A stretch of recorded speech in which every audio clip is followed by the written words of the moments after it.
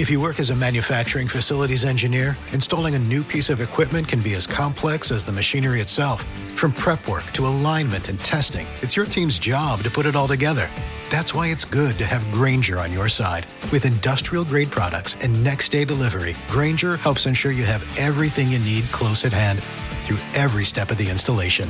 Call 1-800-GRAINGER, click Grainger.com, or just stop by. Grainger, for the ones who get it done. Welcome to the Deep Dive. If you're looking for that crucial shortcut to staying truly plugged into the bleeding edge of AI, well, you're in the right place. This week, August 3rd to the 10th, 2025, was absolutely packed. It really was. And our mission, as always, is to kind of slice through all that noise and pull out the insights you need. And this week, maybe more than most, really showcased the sheer breadth, the rapid pace of AI innovation. Yeah. We saw developments spanning, everything from fundamental scientific breakthroughs that could change medicine, right through to significant geopolitical shifts.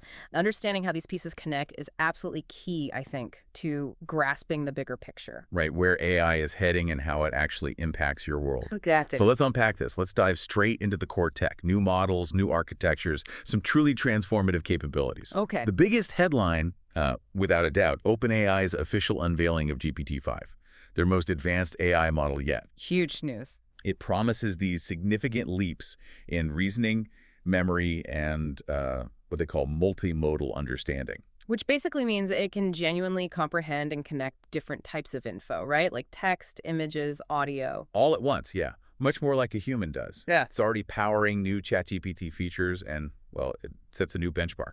And what's really striking, I think, about GPT-5's rollout isn't just its power, but how quickly Microsoft has moved. Right, yeah. I mean, they've integrated it deeply across, everything. Consumer apps, developer platforms, enterprise stuff. So Copilot, Azure AI Studio, Microsoft 365. All of it. They're immediately getting these improved capabilities, which means the benefits are, cascading directly to users right now. It's not a slow trickle. Right.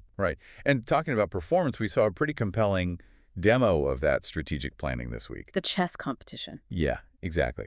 An OpenAI system powered by GPT-5 actually beat Elon Musk's Grok AI, which, showcases that advanced planning and adaptability.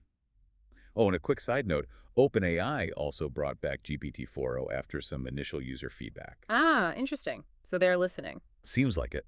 But, the competition isn't just about raw speed or power. It's also about different approaches. For sure. We saw other big model releases. Anthropic rolled out Claude Opus 4.1. Right. Anthropic, they're boasting improved reasoning, better multilingual performance. And they're clearly aiming right at GPT-5, especially for enterprise use, and they always emphasize their safety guarantees. Which leads to this really fascinating question. How do these models keep getting better beyond just, throwing more data at them? Yeah, are there new ways? Totally new paradigms are emerging. Microsoft Research, for instance, introduced something called CLIO. CLIO. Yeah, cognitive loop via in situ optimization. What's really groundbreaking here is its on-the-fly learning capability. Okay, what does that mean exactly? Well, think of it like a chess player who, instead of needing to, reread the whole strategy book after a mistake, can instantly adjust their thinking during the game. This self-adaptive thing, without needing massive retraining, it's a game changer. Especially for fields like biology and medicine, right? Where data changes constantly. Precisely. Traditional methods are just too slow. CLIO makes AI much more dynamic. Okay, speaking of groundbreaking, prepare for something pretty remarkable out of China. The Darwin Monkey supercomputer. Ah, yes, Darwin Monkey. What's fascinating here isn't just that it's another supercomputer. Right. It's the world's first neuromorphic supercomputer, unveiled by researchers at Zhejiang University. Neuromorphic, so brain-like. Exactly. Unlike traditional computers that separate processing and memory, like factories and warehouses, neuromorphic chips integrate them. They mimic the brain's neurons and synapses, highly interconnected. Okay, so what's the advantage? Massive data processing with incredibly low power. We're talking just 2,000 watts for a system with the complexity of a macaque brain. Wow, how complex is that? Over 2 billion artificial neurons, 100 billion synapses.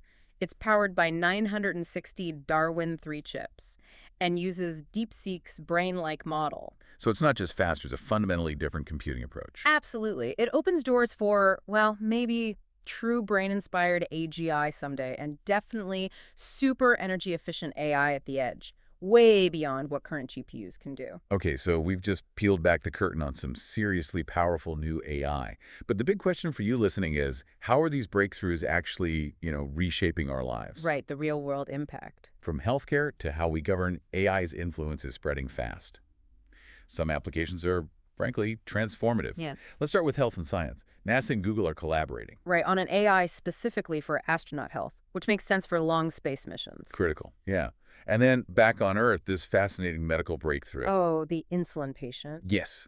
A patient actually produced their own insulin after a gene-edited cell transplant.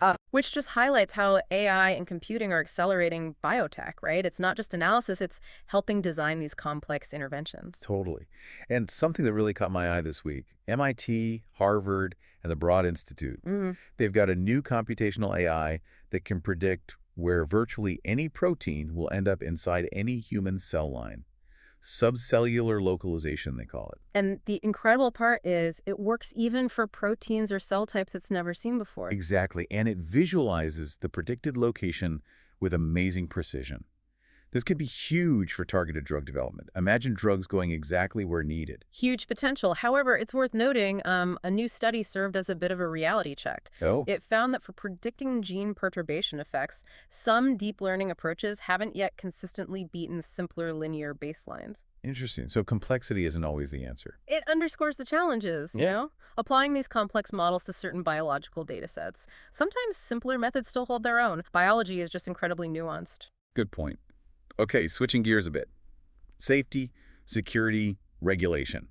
The Uvalde Consolidated Independent School District. Yes, following the tragedy in 2022. They're equipping every school security camera with AI-powered gun detection tech, aiming for real-time alerts to law enforcement. Which, on one hand, sounds like a proactive step, right? Directly addressing safety. God. But you have to weigh that against, well, potential false alarms, privacy implications, Yeah. especially given what came out of the Black Hat Cybersecurity Conference this week. What was that? Researchers demonstrated new zero-click prompt injection attacks. Okay, prompt injection is tricking the AI, but zero-click. Means these attacks can compromise AI agents without the user even clicking anything. No malicious link, no file. The AI itself processes something, like a hidden image or data carrying the bad instruction. Wow, that's worrying.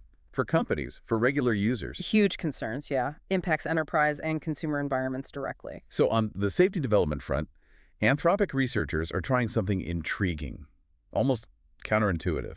What are they doing? They're experimenting with training models to actually exhibit harmful behaviors, but in controlled settings. Why would they do that? The idea is to then teach them how not to do those things, to better predict and mitigate dangerous, unaligned behavior in future LLMs. Like exposing a system to bad habits in a lab to immunize it. Kind of, yeah. It's a novel approach to AI safety. And speaking of safety boundaries, on the regulatory side, Illinois just became the first U.S. state to pass a law banning unsupervised AI in therapy. Really? That's significant. It directly addresses those growing concerns about mental health risks from unregulated AI tools, shows states are starting to draw some clear lines. Human oversight remains critical there. Makes sense. Okay, let's move into AI's impact on government, education, the workforce. OpenAI struck a major deal with the U.S. General Services Administration, the GSA. Right, making ChatGPT Enterprise available to all executive branch agencies. For just $1 per agency for the next year. Plus extras like deep research and advanced voice mode trials. That's a massive strategic rollout for government AI adoption. It really is. And speaking of large-scale initiatives, look at California. They announced a collaboration with Adobe, Google, IBM, Microsoft. What's the goal there? Delivering comprehensive AI training programs, preparing residents for future jobs, focusing on both the deep tech skills and just basic AI literacy for non-tech workers, which is vital, right, as AI gets everywhere. Absolutely. And in a really unique instance of political outreach, a British MP launched a personal AI chatbot. Yeah, to engage with voters. It's a pioneering use of AI for constituent service, offering this sort of always online for interaction. Interesting to see how that plays out. And for students listening. Google's Gemini AI has a new feature, guided learning. What does it do? It's designed as an educational companion, breaks down concepts step by step, uses Socratic questioning, visuals, quizzes, even generates study guides. Like a personalized tutor. Pretty much. And they're offering the AI Pro plan free for a year to students in some countries. Okay, let's look at AI creeping into daily life, content creation. Microsoft is sunsetting its Lens app. The document scanner, right? Yeah, folding its features into AI tools inside Microsoft 365 and Windows. So you gain AI transcription, summarization, image enhancement. But you lose the simple standalone app. Exactly, it's a trade-off, prioritizing integration over the single app's simplicity. Which brings up this critical point about content rights. Universal Pictures started adding a legal warning to its films. Oh yeah, what does it say? It appears in the end credits now, explicitly stating the content may not be used to train AI. Trying to deter unauthorized data scraping by AI developers. It's a big move. Underscores those ongoing, really intense copyright battles around AI training data. Definitely. And for creatives out there, this next one sounds really cool. MIT researchers introduced an AI visualization tool. What's special about it? It can render and edit objects that defy physical laws. Wait, really? Things that couldn't exist. Yeah. Think about designing and manipulating impossible objects.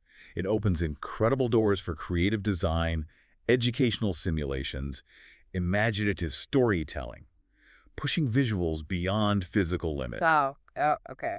That's wild. And finally, thinking about the planet and mobility, Google DeepMind unveiled its Weather Lab. Right, an AI system for tracking and forecasting tropical cyclones. With a greater accuracy and speed than traditional methods. That could genuinely save lives. Absolutely. And another great move from DeepMind, they released their Perch model as open source software. What's the Perch model? It helps conservationists analyze bioacoustic data. So identifying endangered species from animal sounds, Hawaiian honeycreepers, marine life near coral reefs. Making advanced animal sound recognition widely accessible. That's fantastic for conservation. Huge boon for researchers, yeah. And on the move, the global robotaxi race is heating up. Baidu's Apollo Go. Is launching in the UK and Germany by 2026. Through Lyft's platform, right. Leveraging Lyft's acquisition of FreeNow. It's Baidu's first autonomous vehicle launch in Europe. Big expansion. And maybe a sign of things to come. China opened the world's first humanoid robot mall this week. A robot mall. Okay, the future is definitely arriving. Bit by bit. All right, let's shift focus now to the broader landscape. Competition, ethics, the economy of AI. Reports suggest Apple is quietly building an internal team. The AKI team. Answers, knowledge and information. That's the one. Goal seems to be a ChatGPT-style assistant, maybe integrated with Siri, Spotlight, Safari. Delivering direct answers like Google search results, but more conversational. Sounds like Apple's making its big strategic move into generative AI. Finally, yeah. And speaking of strategic pivots, there's a major rumor about OpenAI. The open weight model strategy. Exactly. This would be a huge shift from their usually proprietary approach. It could signal a more transparent, more competitive era. If it happens, yeah, it could really shake things up, maybe democratize access to powerful models more. We also saw a bit of a public spat this week. Cloudflare versus Perplexity. Ah, the stealth AI scraping allegations. Right, which Perplexity denied. Just another reminder of the ongoing tensions around how AI models get their data. And what's really telling about the talent market? A story about elite AI engineers apparently rejecting massive offers from Meta. Like how massive? Up to $1.5 billion over 6 years, reportedly. Whoa, and they turned it down. Seems so. It suggests top AI talent increasingly values things like autonomy, ethics, the company's vision, Yeah. not just the money. That's a powerful signal. It really is. And sometimes, the hype doesn't match reality. A seasoned big law lawyer went on Reddit. Oh, I saw that about the legal AI Harvey. Yeah, called it overhyped. Said there was no real legal DNA behind the branding and pricing. Basically, all marketing, little substance. A good reminder to look under the hood. Always look under the hood. Okay, let's touch on some broader economic and policy things. Apple committed another $100 billion to accelerate U.S. manufacturing. Part of their American manufacturing program, right, brings their total U.S. investment to $600 billion over 4 years, aiming to expand production, strengthen supply chains. Huge numbers. And if we connect this to the bigger picture, well, former President Trump declared a sweeping 100% tariff on imported chips and semiconductors this week. Right. Now, crucially here, companies producing or building manufacturing in the U.S., like Apple, will be exempt according to the source material, which could incentivize domestic production. And Just to be absolutely clear for everyone listening, Yes. we are simply relaying the information as presented in our sources. We're not taking any political side or endorsing any viewpoint here at all. Exactly. Our job is just to help you understand the news and the context. Right. And related to that, on August 7th, Donald Trump also demanded Intel CEO Lip Butan's step down. Citing what? Highly conflicted financial ties to Chinese tech firms, apparently. This caused a dip in Intel's stock. And again, just reporting the info from the source here. This event, as stated, brought renewed scrutiny on corporate governance, national security. It highlights that complex mix of business, politics, and tech in the AI age. It certainly does. Well, you've just received, I think, a pretty unique and curated overview of an incredibly eventful week in AI. It was a lot to cover. We've unpacked a sheer volume of groundbreaking stuff, new models, innovative architectures, AI's impact spreading across industries, daily life. Yeah. You're definitely better informed now about the bleeding edge. So, thinking ahead, what does this all mean for you? With AI advancing so fast, predicting protein locations, enabling self-adaptive science while the legal and ethical rules are still playing catch-up. What fundamental shifts do you see coming in the balance between human decisions and AI autonomy over the next 5 years, especially around safety, privacy, and, economic opportunity? That's a big question. Something to mull over until our next deep dive.